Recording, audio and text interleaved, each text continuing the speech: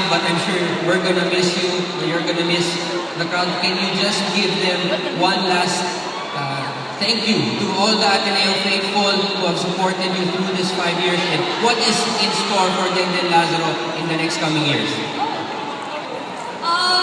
Thank you po sa lahat ng supporters namin. Thank you po sa yung team. Thank you for your cheers and lahat ng well messages niyo for us. Mamimiss ko kayo. Oh my God.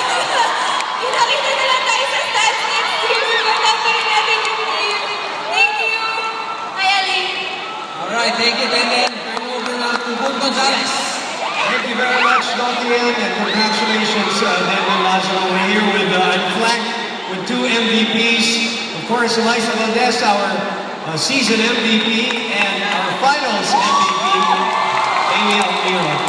Amy, talk about your personal transformation.